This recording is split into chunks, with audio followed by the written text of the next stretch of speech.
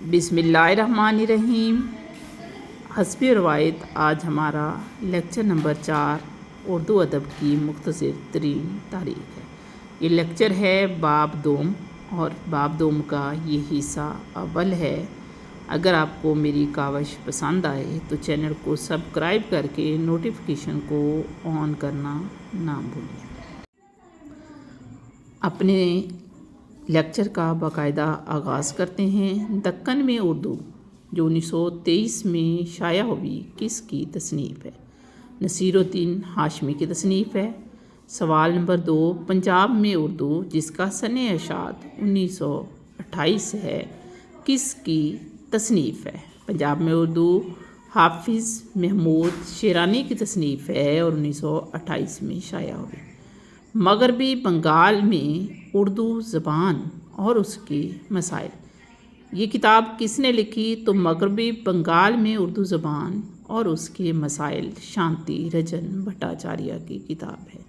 ایک اور معروف کتاب ہے ہندوستانی لسانیات۔ ہندوستانی لسانیات کے مصنف بتائیں؟ تو ہندوستانی لسانیات ڈاکٹر محی الدین قادری زور نے لکھی۔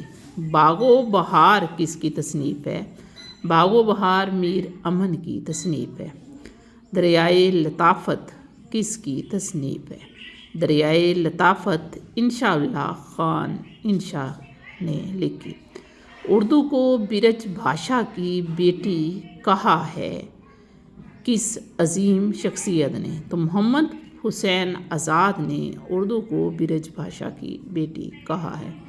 اردو اور برج بھاشا دونوں میں بہنوں کا رشتہ ہے، یہ کس کا کہنا ہے؟ حافظ محمود شیرانی کے مطابق اردو اور برج بھاشا میں بہنوں کا رشتہ ہے۔ چند کتابیں دی گئی ہیں، ان کتابوں کے مصنفین بتائیں؟ تو کتاب ہے اردو زبان کا ارتقاء، لکھی شوکت سبز باری نے۔ متھرا اور گرد و نواح کی زبان کو کیا کہا جاتا تھا یا کیا کہلاتی تھی جو زبان متھرا اور گرد و نواح میں بولی جاتی؟ تو اسے برج بھاشا کہا جاتا تھا۔ درج ذیل کتابوں کے مصنفین کے نام بتائیں؟ تاریخ ادب اردو، یہ کتاب لکھی رام بابو سکسینہ نے۔ تذکرہ اعجاز سخن، یہ مشہور کتاب لکھی شیر علی سرخوش نے۔ لاہور کا نیا نام محمود پور کس نے رکھا؟ جواب، محمود غزنوی نے لاہور کا نام محمود پور رکھا۔ اردو کا سب سے پہلا شاعر مسعود سعد سلیمان ہے، یہ مشہور نظریہ کس کا ہے یا کس نے مسعود سعد سلیمان کو اردو کا پہلا شاعر قرار دیا؟ حافظ محمود شیرانی نے۔ اس کے علاوہ جمیل جالبی بھی مسعود سعد سلیمان کو پہلا شاعر مانتے ہیں۔ اسلام کا ہندوستانی تہذیب پر اثر، ایک مشہور کتاب ہے، یہ کس نے لکھی؟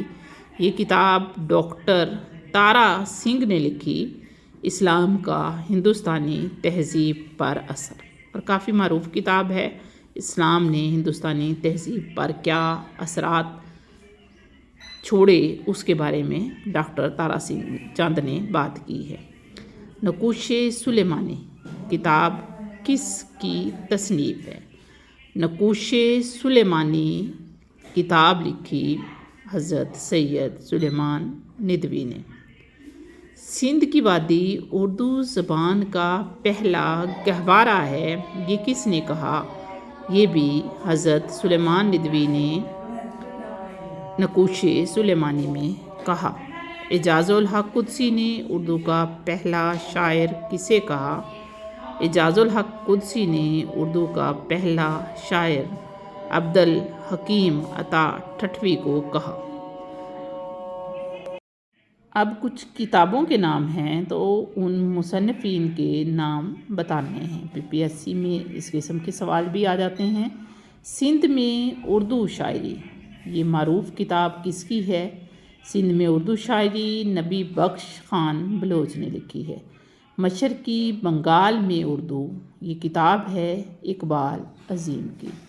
ادبیات سرحد، ادبیات سرحد نام کی کتاب لکھی فارغ بخاری نے۔ بلوچستان میں اردو ڈاکٹر انعام الحق کوثر نے لکھی۔ اردو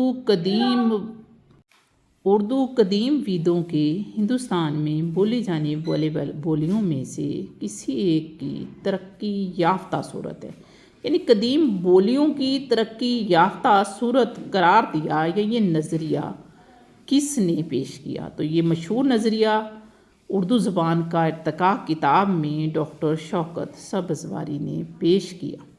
اردو کی جنم بھومی مشرق میں اڑیسہ اور جنوب میں تلنگانہ سے محدود ہے، اور میرے نزدیک اردو کا گھر یہی ہے، یعنی اردو شروع ہوئی مشرق میں اڑیسہ سے اور جنوب میں تلنگانہ سے۔ یہ نظریہ اردو کا روپ میں ڈاکٹر سہیل بخاری نے پیش کیا، کہ اس نے وادی سندھ کی قدیم تہذیب کو بنیاد بنا کر اردو کو ہڑپا اور موہنجو داڑو کی مقامی بھاشا کا تسلسل قرار دیا ہے۔